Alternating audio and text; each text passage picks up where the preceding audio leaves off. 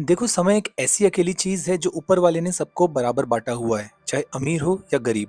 पर उसका उपयोग करने की काबिलियत सब में अलग अलग है। दुनिया में सिर्फ 20 से 25% लोग ही ऐसे हैं जो इसका प्रॉपरली यूज कर पाते हैं। अगर कोई व्यापारी किसी मजदूर को 500 रुपए देगा तो वो मजदूर पूरा दिन उसके लिए काम करने को तैयार हो जाएगा।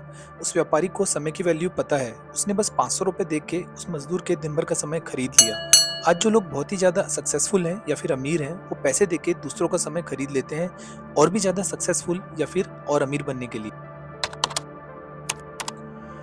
वेदों में समय को काल कहा गया है और ये हमेशा चलता रहता है, एक चक्र की तरह। इसकी इंपॉर्टेंस बताने के लिए कहा गया है, इस दुनिया में जो कुछ भी है वो काल के अधीन है। समय पूरा होने पर सब काल में समा जाता है। बातों में छिपा मतलब साफ है, समय का सदुपयोग करो, वो वापस नहीं आने वाला है। कबीरदास ने कहा था, हो सकता है कभी ऐसा दिन आए कि तुम्हारे साथ कोई ना रहे, तुम्हारा परिवार, दोस्त, रिश्तेदार, पर समय हमेशा साथ रहने वाला है। तुमको बार बार मौका देगा कुछ अच्छा करने का, तुम्हारी जिंदगी सुधारने का। तुम्हारे सोचने से समय बदलने वाला नहीं है। जो करना है समय रहते ही कर लो। तुम्हारे समय के तुम खुद मालिक हो। तुम्हें डिसाइड करना है कि तुम उसे कुछ वैल्यू एडिशन चीजों में बिताते हो या फिर टेम्परेरी मजे दिलाने वाली बातों में। देखो, दूसरों की तरह कैलकुलेट करके मैं तुम्हें ये नहीं बताने वाला हूँ कि एक दिन में कितने मिनट होते हैं या फिर महीने भर में कितने घंटे। ये तो तुम्हें पहले से ही पता है। मेरा पूरा फोकस रहेगा तुम्हें इस वीडियो में 3 चीजें बताने का।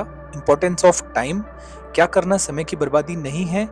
इफेक्टिवली अपने टास्क के लिए टाइम को कैसे मैनेज करना है। एक बार एक आदमी ने गौतम बुद्ध से पूछा, इंसान जीवन में सबसे बड़ी गलती क्या करता है। बुद्ध ने कहा, तुम्हारी सबसे बड़ी गलती यह है कि तुम सोचते हो तुम्हारे पास समय है, समय मुफ्त है, लेकिन ये अमूल्य है। तुम इसे अपना तो नहीं सकते, लेकिन इसका प्रयोग जरूर अच्छे से कर सकते हो।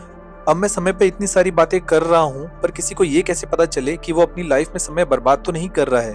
देखो, किसी भी तरह का एजुकेशन लेना या दूसरों को एजुकेट करना, अपने टास्क को समय रहते पूरा करना, गोल अचीव करने के लिए, फैमिली के साथ टाइम स्पेंड करना, बॉन्डिंग बनाना, अपनी हेल्थ के लिए टाइम देना और अपने सेल्फ डेवलपमेंट पे काम करना, नई नई चीजें लर्न करना। अगर ये सब चीजें तुम रेगुलरली करते हो और बाकी बचे हुए समय में दूसरी चीजें करते हो जिनमें तुम्हें मजा आता है, तो तुम समय बर्बाद नहीं करते हो। मशहूर बिजनेसमैन टिम फेरिस ने भी कहा है, जिस टाइम का तुम एंजॉय कर रहे हो वो टाइम का वेस्टेज नहीं होता है। पर आज की डेट में परसेप्शन है कि अगर तुम समय पैसा कमाने में नहीं बिताते हो तो वो टाइम का वेस्टेज है। ऐसा कहना पूरी तरह से गलत है। मगर किसी भी काम को करने के लिए समडे कहना एक बीमारी की तरह है, जो तुम्हारे सपनों को तुम्हारे साथ ले जाएगा कब्र में मरने के बाद। उन्होंने अपनी किताब 4 और वर्क वीक में बताया, अगर किसी को 8 घंटे दिए जाए कोई काम पूरा करने के लिए, तो वो 8 घंटे में उसको पूरा कर देगा। पर अगर 15 घंटे दे तो अपने काम की प्रोसेस को एडजस्ट कर देगा उसे 15 घंटे में पूरा करने के लिए। मतलब ये फर्क नहीं पड़ता कि तुम 15 से 18 घंटे काम करते हो दिन में, अगर सेम काम तुम पूरा कर सकते हो 8 घंटे में।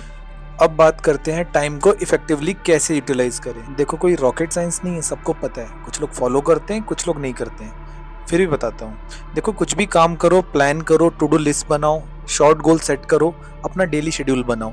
जिन चीज़ों से तुम्हें डिस्ट्रक्शन होता है काम के समय में, उनसे दूर रहने की कोशिश करो। अगर पॉसिबल हो तो एडिशनल वर्क दूसरों को असाइन करो तुम्हारा समय बचाने के लिए। काम के बीच में छोटे छोटे ब्रेक लेते रहो फोकस रहने के लिए। अगला और बहुत ही इंपॉर्टेंट, बहुत कम लोग ध्यान देते हैं इसके ऊपर, टूल, सॉफ्टवेयर या जो भी टेक्निक यूज करते हो अपडेटेड रखो, लेटेस्ट रखो। इससे बहुत फर्क पड़ता है। जितना पॉसिबल हो सके टेक्नोलॉजी का यूज करो। बस यही कुछ चीजें फॉलो करना है तुमको टाइम को प्रॉपर मैनेज करने के लिए अपने डेली रूटीन में। देखना तुम्हारी एफिशिएंसी बहुत बढ़ जाएगी इससे। वीडियो अच्छा लगे तो लाइक, शेयर, सब्सक्राइब जरूर करो। मिलते हैं अगले वीडियो में। जय हिंद, वंदे मातरम।